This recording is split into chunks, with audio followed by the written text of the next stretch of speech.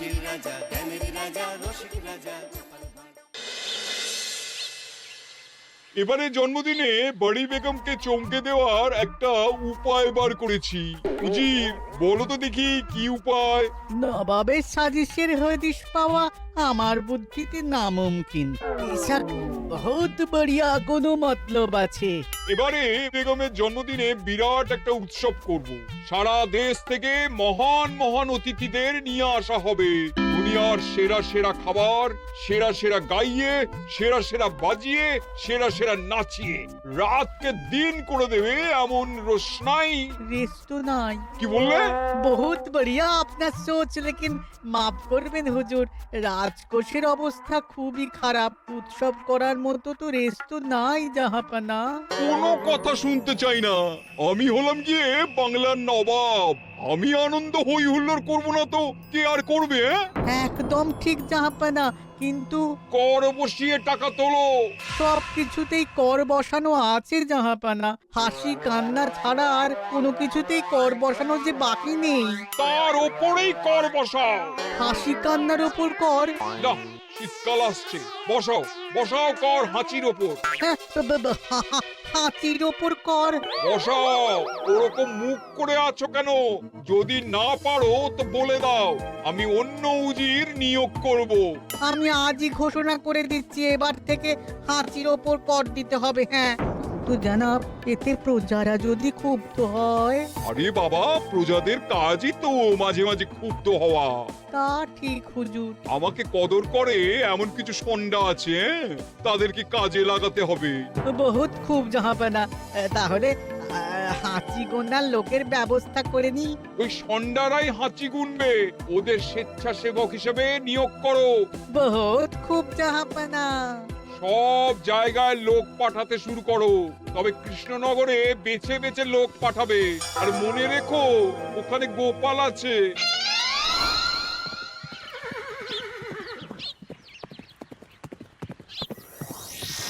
সব জায়গায় কর আদায়কারী পাঠিয়ে দেওয়া হয়েছে জাহাপানা।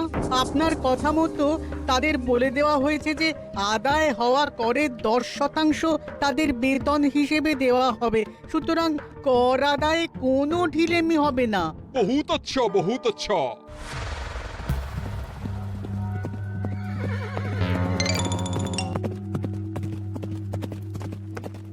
হ্যাঁ, তুমি ঠিক পড়েছো তো মন্ত্রী? হাঁচির উপরে কর? বলেন তো, আর একবার পড়ছি মহারাজ। আসলে এটা নবাবই মশকরা। আমাদের নবাব যে খুবই রসিক মানুষ তা তো আমরা দেখেছি। বারবার কৃষ্ণনগরের সঙ্গে রসিকতা করতে গিয়ে হাঁড়ি ফেটে রস একেবারে মাখামাখি হয়েছে, আর সারা গায়ে পিঁপড়ে ধরেছে। মশকরা নয়, একদম সত্যি কথা। হাঁচির উপরে কর বসানো হয়েছে, আর আমরা হলাম নবাবের খাস হাঁচি গোনার দল। আমরা এই কৃষ্ণনগরে থিতু হয়ে বসলাম বটে। এবারে হাঁচি গুনবো আর মোহর আদায় করব। গোপাল, তুমি কি বলো? সর্দার, তোমাদের এখানে আসা একেবারেই লোকসান হয়েছে। কেন মশাই? আচ্ছা, আপনি গোপাল? না না, আপনার কোনো কথাই শুনবো না। আমাদের বই বই করে বলে দেওয়া হয়েছে, গোপাল হইতে সাবধান। সর্দার, আমি তোমাকে সাবধান হতেই বলছিলাম। হাঁচি ধরতে গেলে তোমাদের খুব সতর্ক থাকতে হবে, কারণ এই কৃষ্ণনগরের বাসিন্দাদের শরীর স্বাস্থ্য এত ভালো যে এখানে কেউ হাঁচে না, কাশে না, ঢেকুর তোলে না, ইয়ে করে না। বলেন কি মশাই? এটা তো নবাবকে জানাতে হচ্ছে।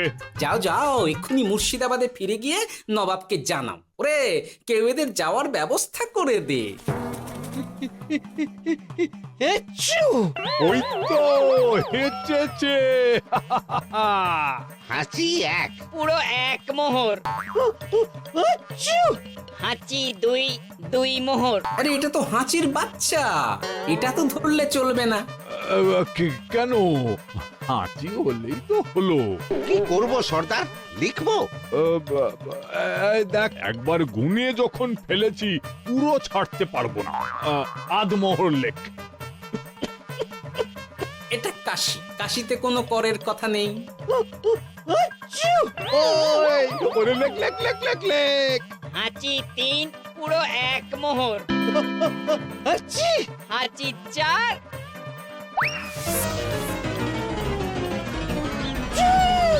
হাঁচি 5 লেখো।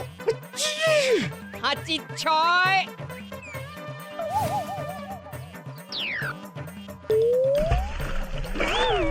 যা যা কি রে, শুনেছিলাম কৃষ্ণনগরের মন্ত্রীটা মাথা মোটা, প্রমাণ হয়ে গেল।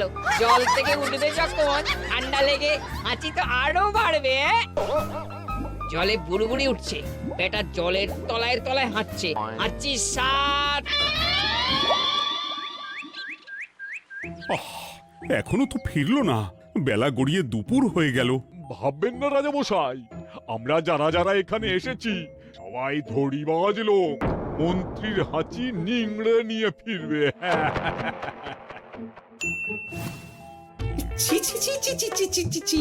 কি হলো গোপাল? আমরা কৃষ্ণনগরের প্রবাদ প্রতিম আতিথেয়তার অসম্মান করেছি মহারাজ। কেন? কিভাবে? কখন? এখন মহারাজ, এখন এনারা সেই সুদূর মুর্শিদাবাদ থেকে এসেছেন, আর আমরা এতক্ষণ শুধু অন্য কথাই বলে চলেছি, এনাদের আপ্যায়নের ব্যবস্থা করিনি। তাই তো। মহারাজ, আপনি ব্যস্ত হবেন না। এই কে আছো? শোনো, এদের রাজ অতিথিশালাতে থাকার বিশেষ ব্যবস্থা করো। এদের খাবার যাবে মহারাজের পাকশাল থেকে। এদের সব সুবিধে অসুবিধে দেখার জন্য দাস দাসী নিযুক্ত থাকবে। চলো চলো। আরে দাঁড়াও সর্দার, হ্যাঁ বলুন। তোমাদের তো আবার গোপালের কথা শোনা বারণ। আমার ব্যবস্থায় বোধহয় তোমরা থাকবে না। বাদ দিন তো, আসলে ভয় ছিল আপনার বুদ্ধিকে, আর ভয় নেই। কেমন আগু পিছু বিচার না করেই বলে ফেললেন এখানে কেউ হাঁচে না। বুঝে গেছি, আসলে গোপাল হলো গল্প। চলো চলো, ও বড্ড খিদে পেয়েছে। প্রহরী, এই সর্দারের দলের বাকি লোকগুলো এলে এদেরকেও অতিথিশালায় নিয়ে যেও। হ্যাঁ, আচ্ছা। এ কি গোপাল, এই রক্তচোষাগুলোর জন্য তুমি রাজনিবাস আর রাজভোগের ব্যবস্থা করে দিলে? গোপাল কার পক্ষে মহারাজ? এতক্ষণ গোপালের সব কাজ তো কৃষ্ণনগরের বিপক্ষে গেল। বটেই তো, আমি মনে মনে গণনা করে দেখলাম গোপালের শুল যোগ শুরু হয়েছে। আগামী 1 যুগ ধরে গোপাল যেখানে থাকবে সেখানে রাহুর প্রকোপে দুঃখ দারিদ্র মহামারী একসঙ্গে এসে ধরা পড়বে। মহারাজ, গোপাল কখনো কৃষ্ণনগরের খারাপ ভাবেনি। সে যখন ওই রক্তচোষাদের রাজভোগে রাখার ব্যবস্থা করেছে, তখন বুঝতে হবে এর মধ্যে একটা ঘোরতর পেঁচ আছে। গোপালই তাহলে বলুক, কি পেঁচ? মহারাজ, মানুষ বিলাসের সুযোগ পেলে কাজ ভুলে বিলাসেই ডুবে থাকে। কত সম্রাট মহাসম্রাট বিলাসিতায় ডুবে কত সাম্রাজ্য মহাসাম্রাজ্য ভেঙে টুকরো করেছে। এরা তো নবাবের পাঠানো কিছু মূর্খ বালক মাত্র মহারাজ। এদের রাজভোগে ডুবিয়ে দিলে হাঁচির কথা কি এদের মনে থাকবে?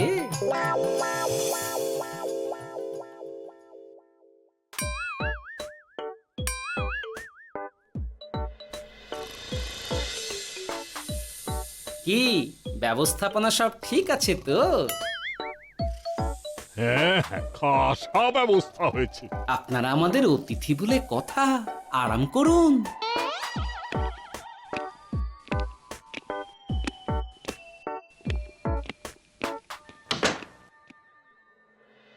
বিজ্ঞানী, তোমার এই দুমুখ আয়না আবিষ্কার তোমার জীবনের সেরা কাজ। একদিক দিয়ে আয়না, অন্য দিক দিয়ে কাঁচ। কেউ জানতেই পারবে না যে তার উপর নজর রাখা হচ্ছে। অনবদ্য অনবদ্য। মহারাজের জয় হোক। কিন্তু মহারাজ, এই কৃতিত্বের মূল ভাগীদার আমাদের মন্ত্রী। তাই নাকি? হ্যাঁ মহারাজ, মন্ত্রীর দুমুখ কাজকর্ম দেখেই দুমুখ আয়নার কথা আমার মাথায় আসে। মুখ সামলে কথা বলো বিজ্ঞানী। ওরা শুনতে পাচ্ছে। যা চেঁচালেন 20 ইঞ্চির দেওয়াল ভেদ করে ওদিকে চলে যাবে কথা। এই কে যেন কাকে মুখ সামলে কথা বলতে বললো? ওই ওই বাইরে কেউ বলেছে। এই তোমরা সবাই শোনো, অতিথিদের যেন আদর যত্নের ত্রুটি না হয়। আমি আর যাই, কাল সকালে আসবো, কেমন? গোপালকে নিয়ে নবাব আর উজির যেমন ভয় দেখিয়ে দিয়েছিল, গোপাল কিন্তু সেরকম নয়। এই তোরা কি বলিস? না না না না না না, গোপাল একটু ওই হাবা গোবা আছে দাদা। দেখো দেখি কেমন বুক পেতে দিয়েছে, এবার ওদেরই বুকে বসে ওদেরই দাড়ি ওপড়াবো। গোপালের জবাব নেই, ঠিক সামলে দিল। মহারাজ, এই প্যাঁচটা আমার মাথাতেই এসেছিল, কিন্তু ওই যে নাকে মাছি ঢুকে গিয়েই সব বরবাদ হয়ে গেল। মহারাজ, এই পরিকল্পনা যদি মন্ত্রীর মাথাতে আগে এসে থাকে, তাহলে এদের মন্ত্রী আমার চেয়ে ভালো করে সামলাতে পারবেন মহারাজ। বটেই তো, এই দায়িত্ব আমি নিলাম মহারাজ।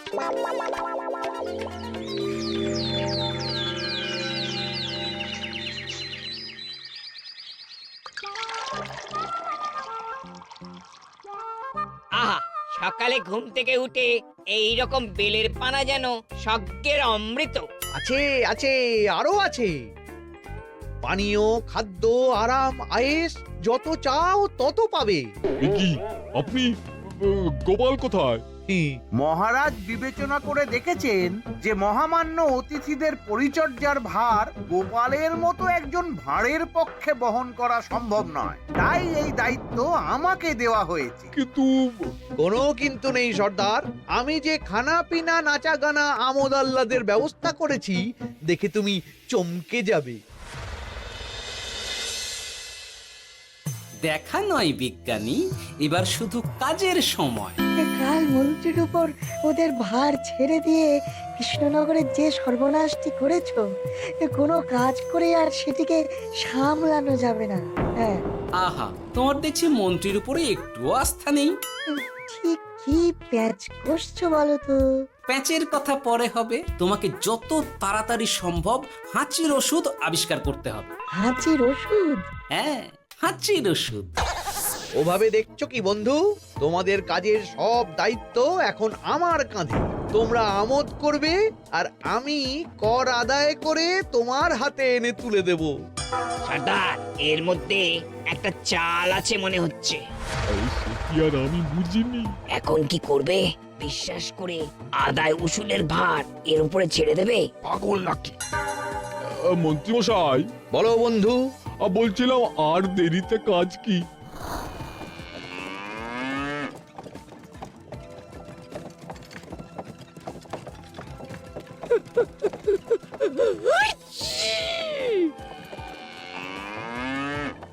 মন্ত্রী, লেখো হাঁচি এক।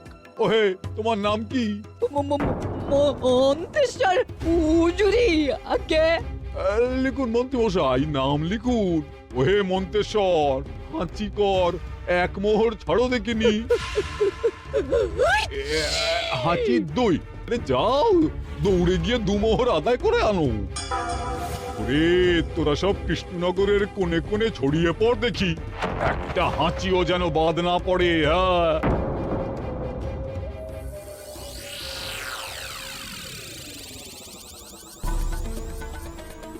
এটা হুজুরে আলাক বর্ধমান, খাম্বাস এবং কৃষ্ণনগর থেকে। চমৎকার চমৎকার। তাহলে গোপাল কিছু করতে পারেনি, আমাদের যুব শক্তি কৃষ্ণনগরকে পুরো নিংড়ে নিয়ে আসছে।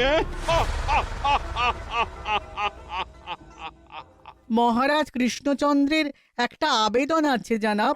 এই হাঁচি করের 30% যদি ওই রাজ্যকে দেওয়া যায়, তাহলে আদায় উসুল আরো ভালো হবে। ওরা বলেছে যে আপনি যদি 30% দেন, তাহলে কর আদায় একেবারে জান লড়িয়ে দেবে। মঞ্জুর মঞ্জুর। আর একটা আর্জি আছে হুজুর, কৃষ্ণচন্দ্র কদিন বাদে নবাবকে কৃষ্ণনগরে আমন্ত্রণ জানিয়েছে। কেন? কৃষ্ণনগরের নবাব এবং তার উন্নয়ন উপলক্ষে এক মহোৎসব হবে। সেই সঙ্গে শহরে থাকা ইংরেজদের কাছেও নবাবের সৈন্য বলের এবং নবাব ও কৃষ্ণনগরের মধ্যে পারস্পরিক ভ্রাতৃত্বের সম্পর্কের বার্তাও পৌঁছে দেয়া যাবে। নবাবের অধীনস্থ রাজারা নবাবের শত্রু, এই রকম একটা ধারণা থেকে ইংরেজরা ইদানিং বেপরোয়া হয়ে উঠেছে, তাতে লাগাম উঠবে। বহুত খুব, মঞ্জুর মঞ্জুর মঞ্জুর।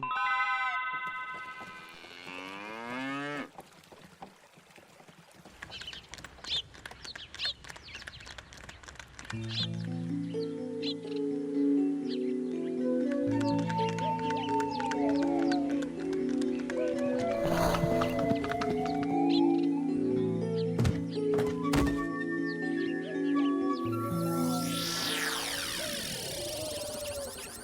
ব্যাপার গোপাল?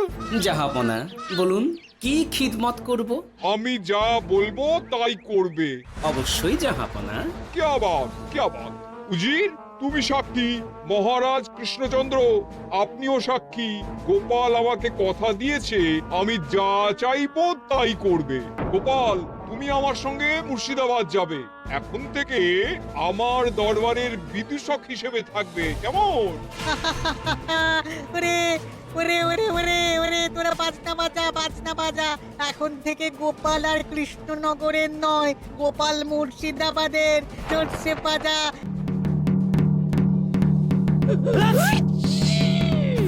কি হলো? হুজুর, মনে হচ্ছে আপনার সৈন্যদল হাঁটছে। হ্যাঁ? হুজুর, হাঁচিগড়ের বন্যা সব সৈন্য 10-12টা করে হেঁচে ফেলেছে। মানে প্রচুর মোহর হয়ে গেছে আর বাড়ছে। আমার হাঁচি গোনার দল একটা হাঁচিও বাদ দেবে না। মোহর রাখার জন্য নতুন পোশাকখানা বানাতে হবে হুজুর।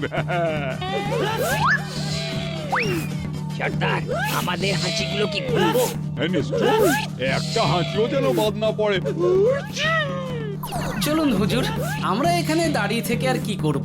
ওরা হাঁচুক আর হাঁচি গুনুক। চলুন নবাব বাহাদুর, আপনার জন্য কৃষ্ণনগরের রাজাতীর্থ অপেক্ষা করছে। হুজুর, আমার মনে হয় আমাদের কৃষ্ণনগরে এখন আর দেরি করা উচিত হবে না। আমরা সোজা শহরের দিকে রওনা হয়ে যাই। শহরের ইংরেজদের শিক্ষা দিয়ে ফেরার পথে আমরা কৃষ্ণনগরের আতিথ্য গ্রহণ করব। সে কি? মহারাজ, নবাবের মতো কর্তব্যপরায়ণ ইনসানকে তার কর্তব্য পালনে বাধা দেবেন না। আমরা ওনার শহর থেকে ফেরার অপেক্ষায় থাকব। ঠিক, আমার এক্ষুনি শহরে যাওয়ার দরকার। ইংরেজরা সব নিয়ম কানুন ভেঙে চুরে যা ইচ্ছে তাই করতে আরম্ভ করেছে। বুঝি, সৈন্যদের ডাক দাও, চলো রওনা হই। কিন্তু জাহাপনা, আপনার সৈন্যদের থেকে পাওনা মোহরগুলো এতক্ষণে যা হেঁচেছে, লাখখানেক মোহর তো হয়েই গেছে। ওটা আমরা নিজেদের মধ্যে বুঝে নেব। কিন্তু ওই করের 30% যে কৃষ্ণনগরের পাওনা। পেয়ে যাবে। শহর থেকে ফিরি।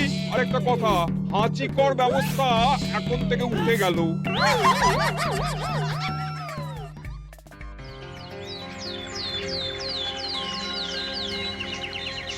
মহারাজ, কিভাবে গোপাল ভাঁড় মহাশয় নবাবের উন্মাদের মতো জারি করা ওই হাঁচিকর থেকে আমাদের সকলকে রক্ষা করেছেন তা আমরা সকলেই জানি।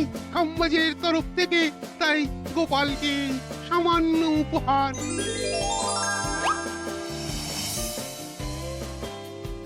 ওহ গোপাল, সত্যি তোমার জবাব নেই। কিছুই হতো না যদি না বিজ্ঞানী ওই হাঁচি চূর্ণ আবিষ্কার করত। এই উপহারের অর্ধেক কিন্তু বিজ্ঞানী। সবই তো বুঝলাম, নবাবকে সৈন্য সহ নিমন্ত্রণ থেকে সৈন্যদলকে হাঁচি চূর্ণ মাখানো চাঁদোয়ার তলায় ঢোকানো পর্যন্ত। কিন্তু চাঁদোয়া থেকে হাঁচি চূর্ণ ঝরে পড়লো কি করে, সেটাই তো বুঝলাম না। এটা তুমি বলো বিজ্ঞানী। শব্দের বাতাসে কম্পন তৈরি হয়। গোপালের হাততালিতে আমার ঘরের শাড়ি থেকে হাঁচির জন্য ঝরে পড়েছিল। এখানে চাঁদোয়া থেকে ঝরে পড়েছিল বাজনার শব্দে। কি ব্যাপার বিজ্ঞানী, তুমি এখন ছেলে খেলা করছো? হাঁচির ওষুধ হয়ে গেছে। মূল উপাদান তামাক, গোলমরিচ আর আলকুশির গুঁড়ো। কাজ হবে? হাততালি দাও। কাজ হলো। ব্যাপারটা কি হলো?